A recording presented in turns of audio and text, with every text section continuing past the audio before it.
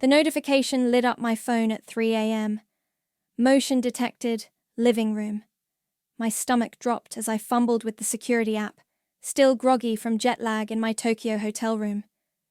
The live feed loaded, showing shadows moving across my carefully curated living room back in Seattle. I'd only been gone for 2 days. My name is Ava, and I should have known better than to trust my sister with a key to my house.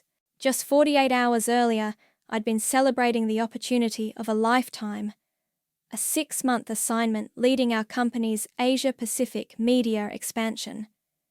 I'd worked 10 years for this moment, climbing the corporate ladder while my younger sister Lana coasted through life on charm and other people's generosity. "You're sure you'll be okay managing my house?" I'd asked her during our farewell dinner, trying to keep the anxiety out of my voice. "It's just checking mail and watering plants twice a month." Lana had rolled her eyes, bouncing her 5-year-old son Prince on her knee.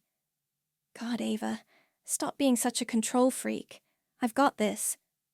Mom had jumped in, as usual. "Honey, your sister's doing you a favor. Don't be ungrateful." I'd bitten my tongue, like always. 29 years of watching Lana get away with murder had taught me when to pick my battles. Besides, I'd installed a top-of-the-line security system last month. What was the worst that could happen? Now I watched, horrified, as more figures emerged from the shadows. Lana, her husband Kelvin, their kids, Camilla and Prince, all carrying suitcases. "This place is amazing!" Kelvin's voice came through crystal clear on the audio. "Your sister's loaded, and she's in Japan for 6 whole months." Lana laughed, dropping her bags by my vintage console table. "We hit the jackpot, baby!" My phone buzzed. It was Gavin, my next-door neighbor. "Hey, everything okay? I just saw lights on in your house and a bunch of people going in." "That would be my sister," I managed to say, "and apparently her entire family." "Wait, what? I thought she was just checking on things?" "So did I." I watched Camilla jump onto my white linen sofa with her shoes on. "Gavin, could you do me a favor? Keep an eye on things and let me know if anything seems off?" "Of course. But shouldn't you call them? Tell them to leave?" I thought about all the times I'd confronted Lana. All the times our parents had sided with her. All the tears and gaslighting and, "You're just being dramatic, Ava." "Not yet," I said, an idea forming. "I want to see what they do when they think nobody's watching." "Girl, you're scaring me a little." "Trust me," I replied, watching Kelvin prop his feet up on my coffee table. "I've got this under control." The next notification pinged. Motion detected, master bedroom. On screen, Lana was giving her family the grand tour. "This is where we'll sleep," she announced, flopping onto my bed. "Ava's got that memory foam mattress I've been wanting." My hands shook as I opened my laptop and started a new document. At the top, I typed, "Evidence log. Day 1. "Hey, babe!" Kelvin called from downstairs. "Where should I put the beer?" "In her fancy wine fridge," Lana shouted back. "She'll never know." Oh, but I would know. I would know everything. Another text from Gavin. "They're unloading a U-Haul. This isn't a visit. They're moving in." I thought about calling my parents, but I already knew how that conversation would go. "Lana's going through a rough patch," Mum would say. "You're so blessed, Ava. Can't you share your blessings?" "No, not this time." "Thanks, Gavin," I texted back. "Keep me posted." On screen, Lana was in my walk-in closet now, running her hands over my clothes. "Look at all this designer stuff," she cooed to Camilla. "Mommy could totally rock these." I remembered being 7 years old, finding Lana wearing my new birthday dress, the one she'd accidentally spilled juice on the day before. I remembered her sweet smile as she told our parents I'd given her permission to wear it. I remembered them believing her, like always. But this time was different. This time, I had proof. My phone pinged again. Motion detected. Home office. I settled back against my hotel pillows, opened a fresh document, and began to type. Dear Legal Department, sometimes karma needs a little help, and I was done playing the nice sister. By day 3, my house had become party central. I watched through my security feeds as a stream of Lana and Kelvin's friends paraded through my front door, treating my home like their personal clubhouse. You should see her face when she tries to control everything. Lana's voice carried clearly through the audio as she lounged on my sofa, wine glass in hand. Like, chill out, sis. Not everyone's a perfectionist freak. Her friend Jessica laughed. And she has no idea you're here. Nope. She's too busy being important business lady in Japan. Besides, Lana smirked, Ava won't do a thing. She never does. My phone buzzed. It was Denise, my colleague in Tokyo. You're distracted again. Spill. I showed her the live feed during our lunch break. Her eyes widened as Kelvin propped his feet on my coffee table, cigarette dangling over my carpet. Oh, hell no, Denise said. Tell me you're not letting them get away with this? I'm documenting everything. I pulled up my evidence log. Day 3, unauthorized house party, smoking indoors, approximately 12 guests. Girl, documentation is great, but you need to shut this down now. A crash echoed through my phone's speaker. On screen, Prince had knocked over a vase, my grandmother's vase. Oops, Lana giggled. Don't worry, baby. Aunt Ava can buy another one. My hands clenched. Not yet, I told Denise. I want them to dig their grave deeper. That evening, I got another call from Gavin. Your parents just left the house. What? They were here for dinner. Looked pretty comfortable with the situation. I pulled up the recorded footage. There was Mum, helping Lana arrange my dining room furniture to make more space. Dad, laughing at something Kelvin said, while Prince drew on my walls with markers. Lana said Ava insisted we stay here. Mom's voice came through. She's finally thinking about family first. I'm so proud of her. The betrayal hit like a physical blow. I dialed Mom's number before I could stop myself. Oh, honey, she answered. We just had dinner at your house. The kids miss you so much. Really? I kept my voice level. Because I don't remember inviting anyone to live there. A pause. Lana said, Lana lied, Mom. She broke in and moved her whole family into my house without permission. Now, Ava, her tone turned reproachful. Your sister would never do that. She showed us the texts where you offered. What texts? The ones where you said they could stay as long as they needed. Stop playing games, Ava. It's not attractive. I ended the call and pulled up the security feed.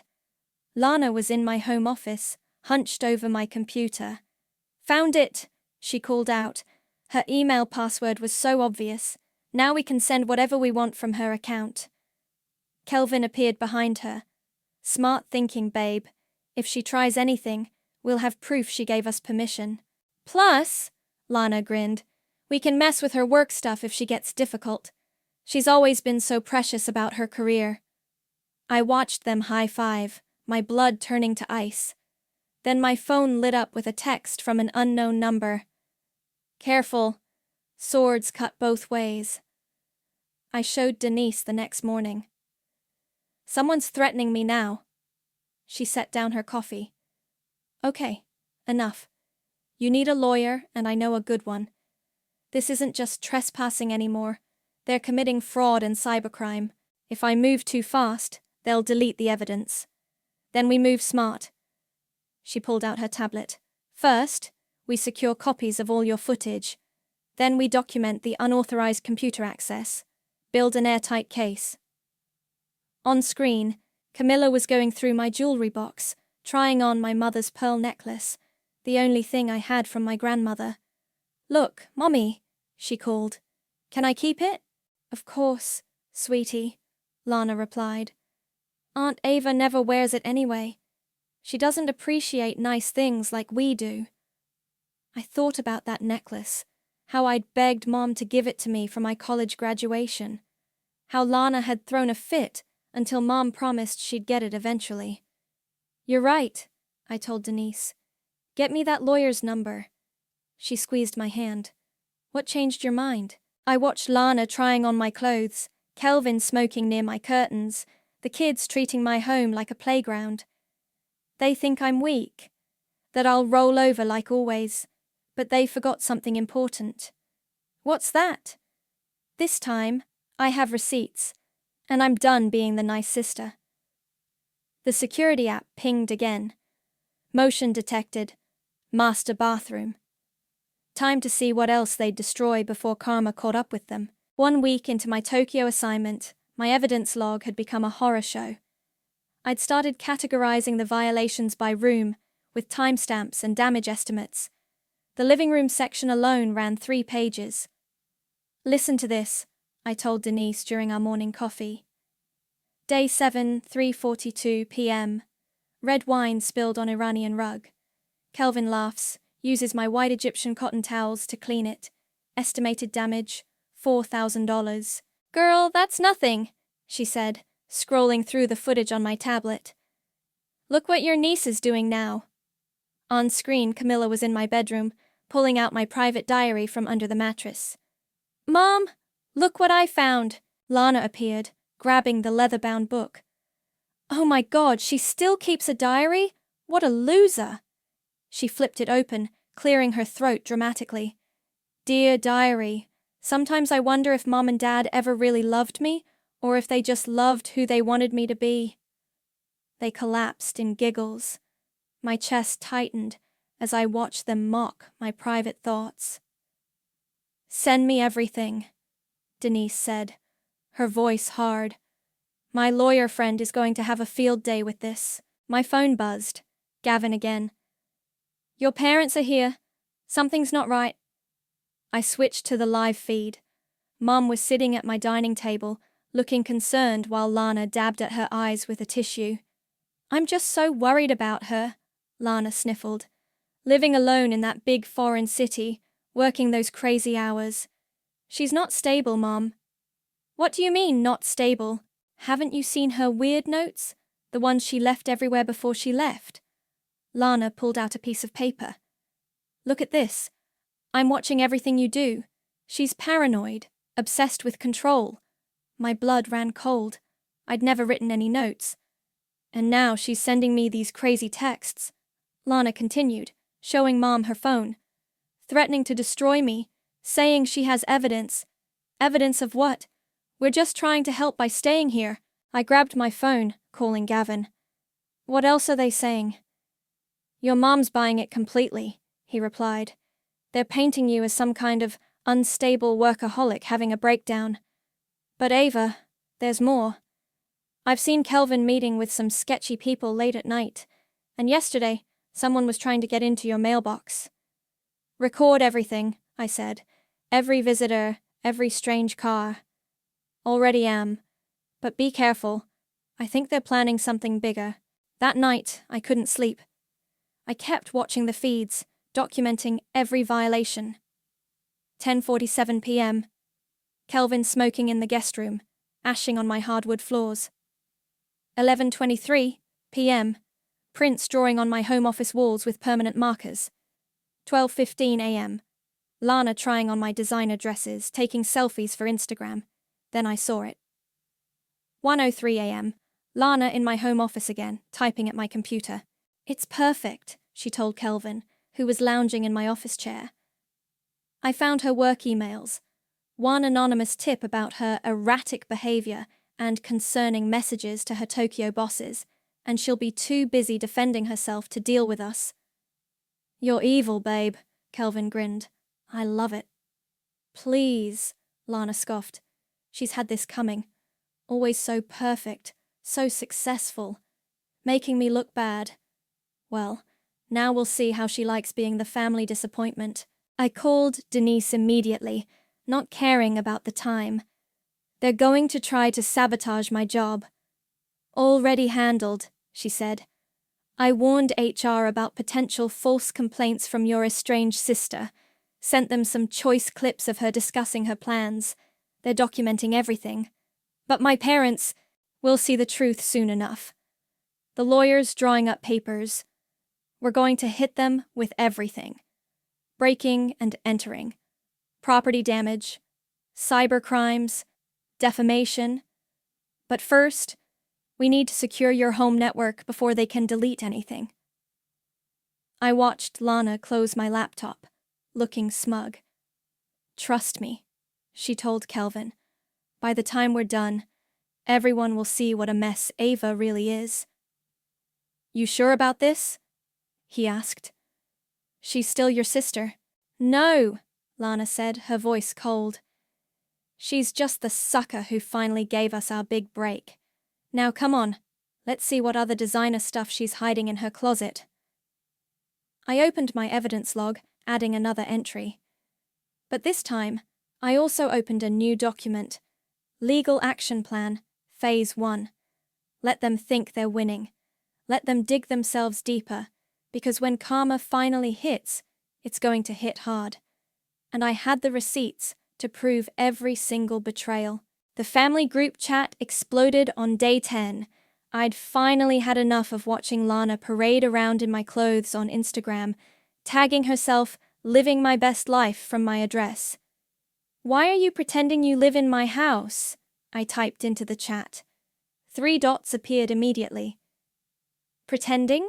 Lana replied. You insisted we stay here. Mom, didn't you see the texts? Mom jumped in.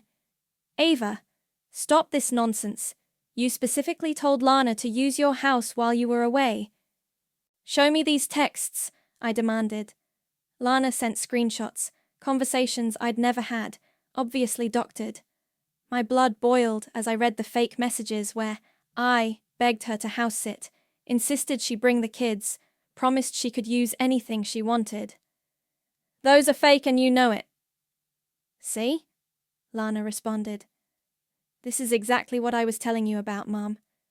She's having another episode.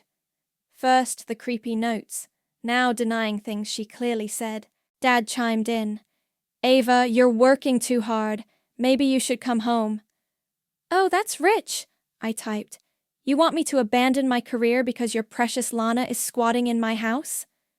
Squatting? Mom replied. She's your sister. Why are you always so selfish? I called Mom directly, my hands shaking.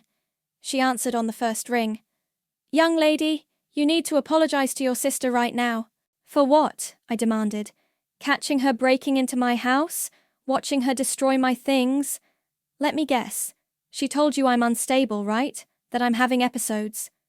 We've all seen the notes, Ava. The threatening messages. Lana's trying to help you. What notes? The ones she planted? Stop it, Mum's voice cracked. Why can't you just support your sister? She needs this right now. Their lease ended, and you have all this space that I worked for, that I earned, while Lana, what? Partied? Mooched? Had kids she can't afford? Don't you dare bring the children into this! Mom, I have video of everything. They're destroying my house. Kelvin's smoking inside. The kids are drawing on walls. Lana's stealing my clothes.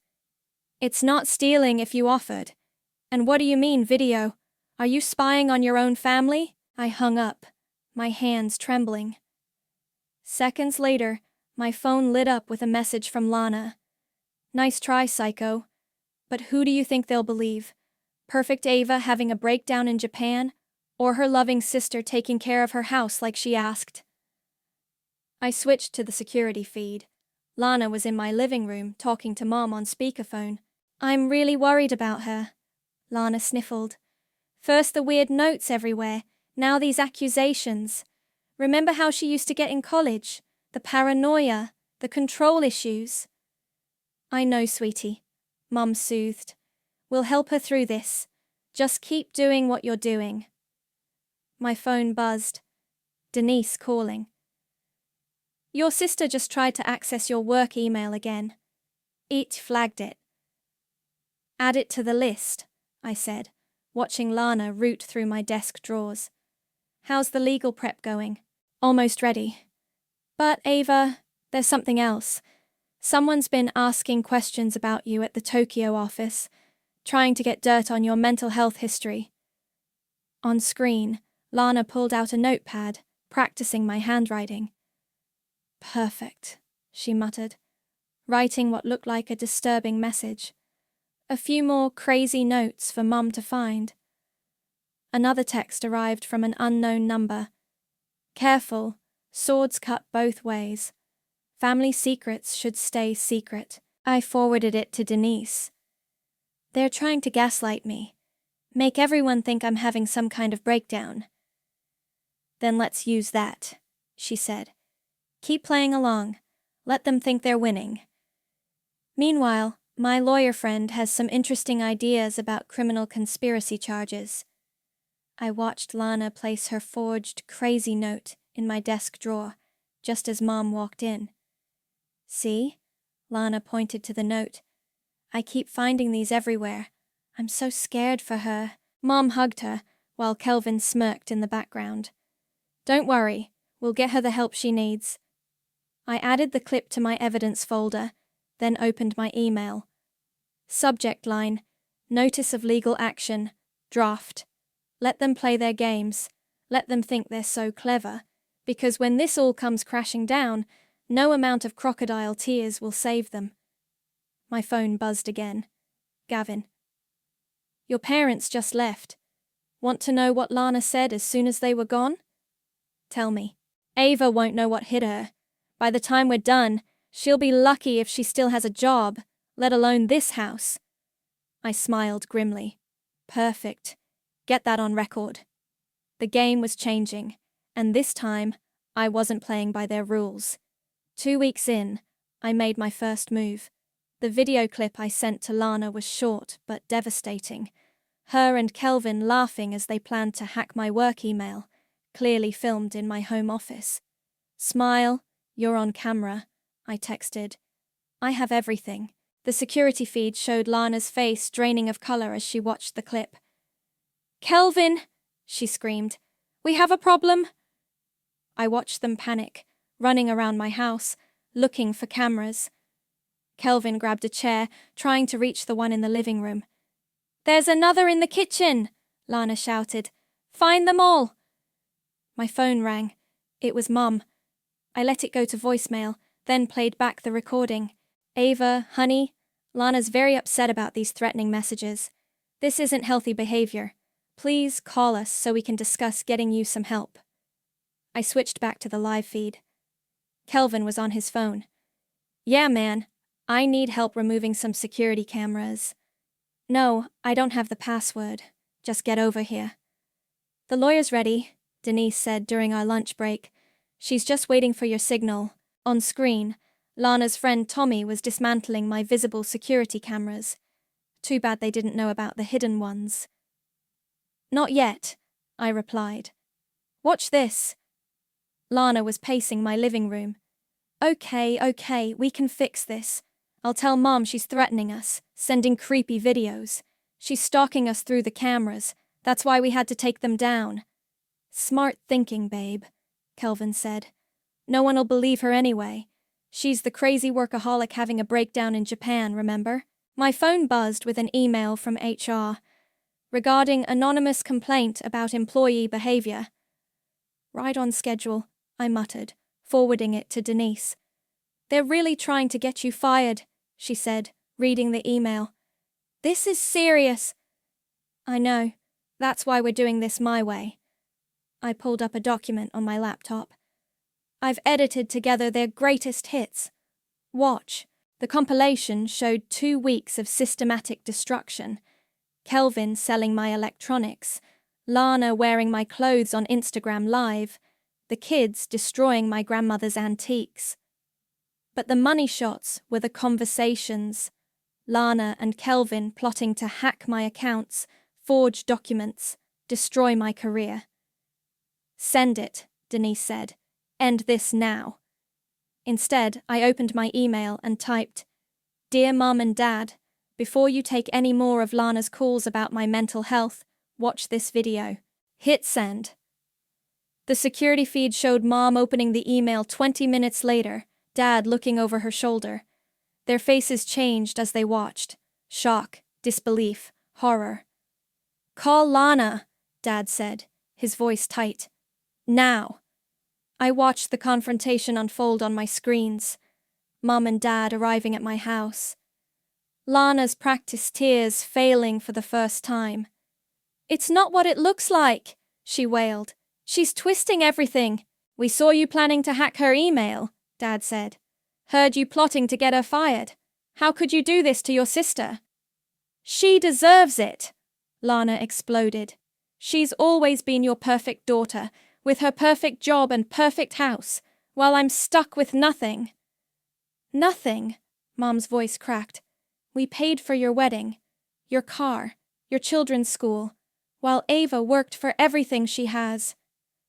"Yeah, and look how she hoards it all.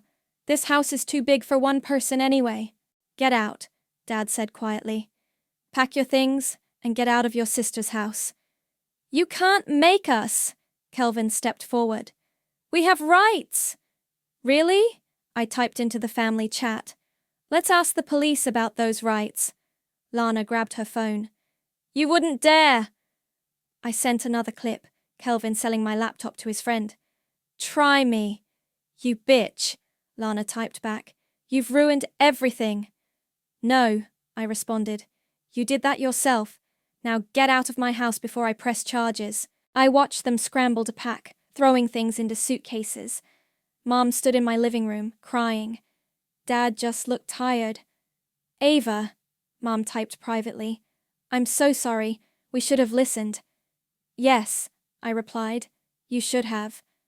Another anonymous text arrived. "You'll regret this. Family secrets work both ways." But I wasn't scared anymore. Let them threaten. Let them plot. I had everything on video, backed up in triplicate. "Ready for phase 2? Denise asked. I watched Lana steal one last piece of my jewelry before walking out. "Oh yes, time to show them what happens when you mess with the perfect sister." Because karma wasn't done with them yet. Not by a long shot. The email from HR arrived at 3 a.m. Tokyo time. Urgent meeting requested regarding serious allegations. My hands shook as I opened the attachment, a rambling letter describing my dangerous obsession with surveillance, my persecution complex, and my history of mental instability. "Your sister's getting creative," Denise said when I showed her. "This reads like a psychological thriller." "She's desperate," I replied, watching the security feed. Lana and Kelvin hadn't left my house. They'd just moved their operation to the guest room, out of our parents' sight. My phone buzzed. "Gavin. You need to see this. They're on your front lawn." I switched cameras. Lana was putting on a show for the neighbors, crying dramatically while Kelvin filmed on his phone. "She's installed cameras everywhere," Lana sobbed. "In the bathrooms, the bedrooms. She watches us sleeping. The police need to know what a danger she is." "Got it all," Kelvin said, stopping the recording. "This'll go viral for sure. Crazy stalker sister." I called Denise immediately. "They're trying to spin this on social media." "Perfect," she said. "Let them dig deeper." "Perfect? They're painting me as some psychotic voyeur." "Trust me.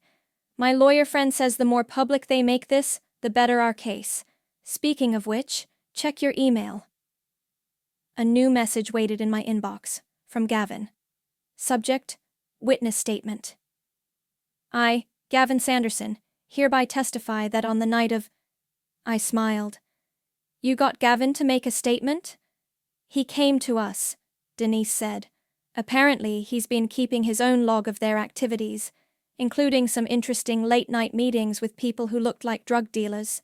On screen, Lana was back inside, on the phone with Mom. "She's threatening to destroy us, all because we needed a place to stay." "Lana!" Mom's voice was tired. "We saw the videos. We heard you plotting. Those videos are fake. She edited them to frame us. Dad, tell her." "Enough," Dad's voice cut through. We've supported you your entire life, paid your bills, cleaned up your messes. But this? Breaking into your sister's house? Trying to get her fired? It's over." "Fine!" Lana screamed. "Take her side again. But when she has another breakdown like in college—" I froze. That was private. Something only family knew about. "What breakdown?" Denise asked quietly. "Junior year. I was hospitalized for exhaustion after finals. Lana told everyone I had a mental breakdown." That's what the anonymous threats meant, Denise realized. Family secrets work both ways. My phone lit up with notifications. Lana had posted the video from the lawn, hashtagged Najda, my psycho sister, Shat's mental health awareness. Comments were already pouring in, people sharing their own stories of unstable relatives. "Time to end this," I said, opening my laptop. "Wait," Denise warned. "Let's think." But I was already typing. "Dear Legal Department, please find attached evidence of criminal trespass, property damage, cybercrimes, and defamation." Hit send. The security feed exploded with activity. Lana's phone rang, her lawyer. Kelvin paced, swearing. "They're bluffing," he kept saying. "They've got nothing." Then Lana's phone dinged with an email. I watched her face change as she opened the comprehensive evidence package. Every video, every conversation, every social media post, carefully documented and time-stamped. "Oh, God," she whispered. "Kelvin, look at this." "So what?" he scoffed. "We'll delete everything before—" Another email arrived. "All evidence has been backed up to secure servers. Attempts to delete or alter will be noted." Lana started throwing things into suitcases. "We have to get out of here. Now." "Running looks guilty," Kelvin argued. "We are guilty, you idiot." My phone buzzed. "Mom, is this really necessary? She's still your sister." I replied with a clip of Lana mocking my breakdown, planning to use it against me. "Oh, Lana," Mom texted back. "What have you done?"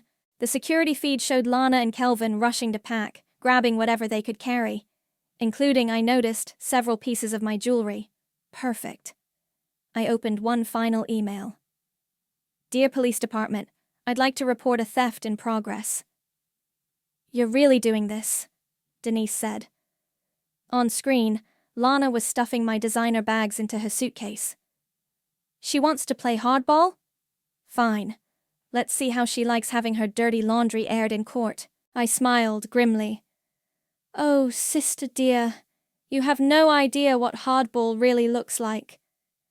Because the gloves weren't just off now, they were buried 6 feet under, right next to what was left of our relationship. The police arrived just as Lana and Kelvin were loading my designer bags into their car. I watched it unfold on my security feed like a movie, complete with surround sound. "Is there a problem, officer?" Kelvin's fake confidence couldn't hide his trembling hands. "We received a report of theft and criminal trespassing at this address," the officer said, eyeing the overflowing suitcases. "May I see some ID and proof of residence?" Lana stepped forward, all tears and charm. "There's been a terrible misunderstanding. This is my sister's house. She asked us to stay here while she's in Japan. Ma'am, we have video evidence suggesting otherwise." My phone buzzed. Mom calling. I answered on video chat, watching her face crumble as she saw the police cars through my security feed. "Ava, please," she begged. "Don't do this to your sister." "Like she did to me?" I switched my screen to show her the living room camera. "Watch." Lana was in full meltdown now. "This is harassment! My psychotic sister is watching us through those cameras. She's trying to destroy my family." "Ma'am," the officer's voice hardened. "Please open that suitcase." Inside, my grandmother's jewelry, my designer clothes, my laptop, all with serial numbers and photos matching the police report I'd filed. "Oh, God," Mom whispered. "Lana, what have you done?" The kids started crying as the officers separated them from Lana and Kelvin. I watched my parents arrive, rushing to comfort their grandchildren while their daughter was handcuffed. "You can't do this!" Lana screamed at the cameras. "I'm your sister! Your own sister!" "Funny," I said through the security system's speaker, making everyone jump. "You didn't seem to remember that while selling my things and trying to destroy my career." Dad looked directly into the nearest camera. "Ava, enough." "No, Dad. Not this time." I pulled up the video compilation on their phones. Every theft, every plot, every cruel comment. "Watch it all. See who your perfect little girl really is." They watched in silence as the evidence played out. Lana's face went from defiant to desperate. "Mom," she pleaded, "I can explain." "Explain what?" Mom's voice cracked. "How you broke into your sister's house. How you tried to get her fired. How you mocked her darkest moments for social media. She deserved it. She has everything While you what?" I cut in through the speaker. "While you coasted on Mom and Dad's generosity? While you treated my home like your personal shopping mall? You heartless bitch!" Kelvin lunged at the nearest camera, but the officers held him back. "Sir," one officer warned, "you're just making this worse." My phone lit up with messages as neighbors filmed the scene. Lana's social media campaign was backfiring spectacularly as the truth spread. "The kids," Mom said suddenly. "What about the children?" "Already handled," I replied. "Gavin's wife is a social worker. She's here to help until you can take them." Lana struggled against the handcuffs. "You can't take my babies!" "Maybe you should have thought about that before committing multiple felonies," I said coldly. "Ava," Mom pleaded, "we're still family, are we? Because family doesn't do this." I played one final clip. Lana and Kelvin laughing about my college hospitalization, planning to use it against me. Mom covered her mouth. Dad turned away. "Ms. Olson?" The officer spoke to the camera. "We'll need you to come in to make a formal statement when you return." "My lawyer has everything you need," I replied, including evidence of cybercrimes, fraud, and defamation. "You're really pressing charges?" Lana's voice broke. "Against your own sister?" "My sister?" I laughed bitterly. "My sister died the moment she decided to destroy my life for fun. That person in handcuffs? She's just a thief who happened to share my parents." They led Lana and Kelvin to separate cars while the kids cried in Mom's arms.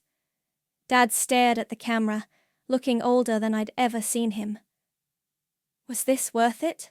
he asked quietly. "Breaking up the family? You tell me, Dad. Was protecting Lana worth losing me?" He had no answer. I watched the police cars drive away, Lana's face pressed against the window, mascara running down her cheeks. Mom hugged the children closer, whispering comfort. Dad just stood there, shoulders slumped, as neighbors filmed everything. "Karma's served," Denise said softly beside me. But watching my family shatter on multiple screens, I wasn't sure anyone had really won. The satisfaction felt hollow, tasting of ash and old tears. My phone buzzed one last time, a text from Lana's number. "You'll regret this. Family is forever." I closed the security app, shutting off all the cameras. Some things were better left unwatched. The final hearing was brief. I attended via video link from Tokyo, watching Lana and Kelvin accept their plea deals. No jail time, but hefty fines, community service, and restraining orders. The restitution payments would take years. "Do you have anything to say to your sister?" the judge asked Lana. She stared directly into the camera. "I hope you're happy in your empty, perfect life." "Actually," I replied, "I am." My phone buzzed as I left the video conference. "Mom, please come home. We need to talk." "Nothing to talk about," I texted back. "The court handled everything." "Ava," she wrote, "I'm trying to understand. Help me understand." I opened my security app one last time. The house was clean now, restored after Lana's destruction. Gavin had supervised the repairs, sending daily updates. "Remember when I was 7? I typed to Mom. "And Lana ruined my birthday dress? You said I should be more generous. When she crashed my car in college? You said I should be more forgiving. When she tried to sabotage my first job? You said I should be more understanding." Mum's response came quickly. "We were wrong. Yes, you were. But she's still—" "Don't say family. Family doesn't try to destroy each other." My doorbell rang. Denise stood there with takeout and a bottle of wine. "Heard the court case ended. Time to celebrate?" I let her in, checking my phone one last time. Dad had sent a single message. "I failed you both." "At least he admits it," Denise said, reading over my shoulder. "That's something." "Is it?" I poured the wine. "The family's shattered. Lana's marriage is over. Kelvin filed for divorce. The kids are with Mom and Dad. Everyone's miserable. Because of what they did, not what you did." My phone lit up with a news alert. "Local woman's house-sitting horror story goes viral." Someone had leaked the security footage. "Great," I muttered. More drama. But as I scrolled through the comments, something unexpected happened. Messages poured in from people sharing similar stories of family betrayal, of standing up to toxic siblings, of choosing self-respect over family obligation. "You're not alone," one wrote. "Thank you for showing us it's okay to say no." "See?" Denise pointed to the screen. "You didn't just get justice, you showed others how to fight back." My email pinged, a message from my company's board. I held my breath, opening it. "Congratulations on your promotion to Regional Director, Asia Pacific Division." "Holy shit!" Denise grabbed the phone. "They're not just keeping you in Tokyo, they're promoting you." Another text from Mom. I saw the news, the comments. I never realized how many others. "I'm so sorry, baby, for everything." I started typing, deleted it, started again. Finally. "I know you are, but sorry doesn't fix 29 years of always choosing her." "No," she replied, "but maybe we can start fixing tomorrow." Gavin sent a photo of my restored living room. "House is ready whenever you are, but no rush. Some of us like having you far away where it's safe." I laughed, showing Denise. "He's not wrong." "So what now?" she asked. "Stay in Tokyo? Sell the house?" "Neither." I pulled up my laptop, opening a new email. "The house stays mine, a reminder that I won, but I'm not hiding in Tokyo either. Regional Director means traveling everywhere, home included." "And Lana?" I thought about my sister's last message. "Family is forever." "She's right," I said, typing my response. "Family is forever, but forever doesn't mean letting people hurt you. Sometimes it means walking away." Send. My phone buzzed one final time, an unknown number. I almost deleted it, but opened it instead. "Dear Ava, you don't know me, but your story gave me courage. Today, I finally stood up to my abusive brother. Thank you for showing me that family doesn't mean being a victim, that sometimes love means saying no." I showed Denise the message, then my reply. "You're stronger than you know, and you're not alone. Sometimes the family we choose is better than the family we're born with. Stay strong." Now that, Denise raised her glass, is karma done right. I looked at my phone, messages from Mom, Dad, Gavin, strangers finding hope in my story. No word from Lana. Maybe that was for the best. To karma, I clinked my glass against hers, and to finally being free. Because sometimes winning isn't about revenge. Sometimes it's about breaking the chains that held you down, even if those chains were made of blood and memories. And sometimes, the best family is the one you build from the ashes of the one you lost.